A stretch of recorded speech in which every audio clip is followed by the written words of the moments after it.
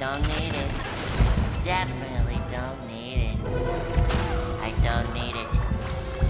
I don't need it. I don't need it. I need it! Well, well, well, how are you enjoying Lost Ark? Are you happy with your choice of class? Are you having fun kicking names and taking ass? Yeah, that's totally the wrong way around, isn't it? Well, good.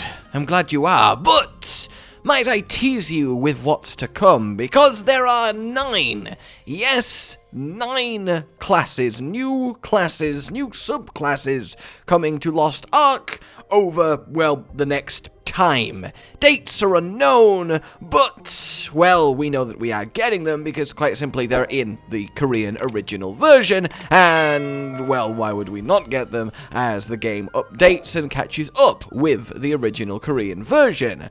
So I thought it might be fun to show you these classes and maybe implant a little seed of, oh, that looks so much cooler than what I'm playing, why can't I play it now? And I would like to apologize in advance if I do, in fact, do that. So, let's begin then with the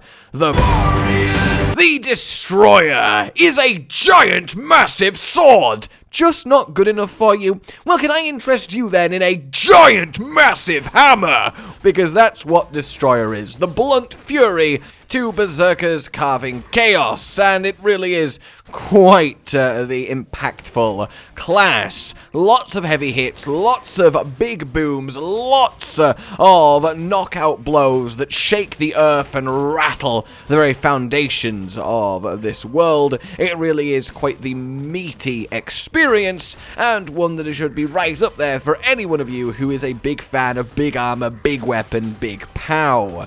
Then, staying with the warrior, we are getting the berserker.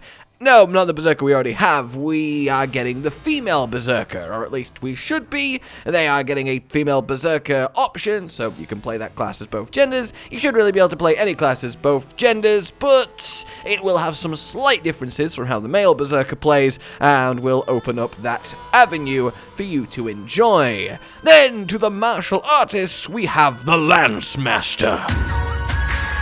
No, not that one. This is a exclusively polearm specialist that really knows how to use that big stabbing implement. The best way I can describe this is think Dynasty Warriors as you're charging along as Lu Bu. You've got your big, long reach, bladed weapon with lots of agility, lots of pokes, lots of big slams from the sky, the spear leading, explosions raining. It is fast, it is agile, it is precise, and it is deadly, and it revolves around some really sweet, flourishing moves that dance with the polearm as one. Lots of stabbing in the ground, lots of jumping on it, just really leveraging it for maximum chaos, and it really scratches a satisfying itch of unstoppable weapons master without having to resort to the big heaviness of the warrior subclasses. So that's very exciting. Then to the gunners, we have the Scouter. The Scouter is a very, very interesting class. It is a little bit more futuristic-y, a little bit more tech-focused. You summon drones to destroy your enemies, lasers and blasts, and you have a pair of pistols to help out too, and generally it is your kind of futuristic option if you're into that sort of thing. Personally, I'm not really. I don't really like a kind of futuristic aesthetic, but I can definitely see the appeal here to someone that does. Fire massive barrages of rockets and huge multi-drone laser disintegrations with own added HUD, because why the hell not? And do a lovely duet pistol shot with your drone too. It is quite the agile little fighter. Then we go to the mages, and they have 4 classes that we don't have that I cannot wait for, well, all of them. I love magic in MMOs and RPGs, so this is really where it's at for me. And we start with a little bit of creativeness. I'd like to wish you happy painting. Oh yes, the artista. This class is really wonderful, one of the newer ones, and it's all about inky spells and brush strokes, all of these pastel paints. It just works so wonderfully. This is such an aesthetically pleasing class with just a strong visual style. I'm not sure why this random artist is so magically powerful, but even just painting these beautiful blossoms on the ground before they, well, blossom into death for the enemies, it's such a neat take for a class, and one that I think's fantastic. Magical death painter that plays a more support role, but still has quite a kick to her. Then we have the Summoner. Rest in peace, Summoner. The class that was in the beta for the Western release, but was taken out and swapped with the Sorceress for the actual release. All about summoning, well, loads of different summons, monsters, animals, elementals, and commanding them to utterly annihilate your opponents, culminating in a giant storm suit giant to really finish the job. It's an incredibly satisfying mage playstyle, and really scratches that itch for those that like to be the master of a horde of minions.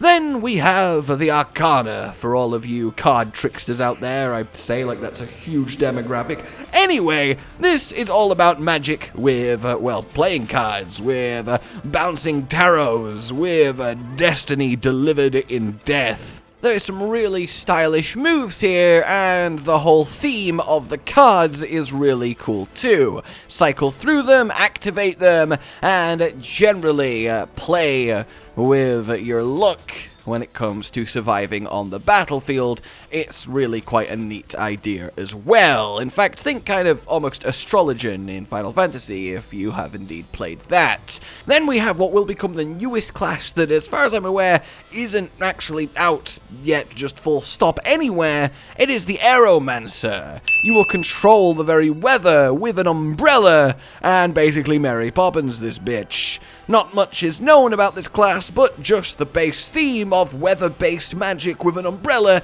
is absolutely fantastic, and probably the class I most want to try out of everything that we don't have yet. And then, ultimately, we get ourselves the missing assassin, which is the Reaper. A very popular class, and it's quite easy to see why, because it's incredibly badass. I mean, for a starting point, who doesn't want to be a Reaper? That's just a badass name, a badass aesthetic, a badass fantasy, an incredibly shadowy death dealer with one hell of an arsenal of spells, and this is your more roguey type where you can actually go invisible and sneak around and jump people, and it really does play into that classic assassin, classic rogue that you want from your MMOs, all while being the shadowy, magic-y, elusive, well, Reaper. You've got two different super modes that you can switch between depending on your brand of death, and it all really comes together to make you utterly badass. So yeah, look out for that one.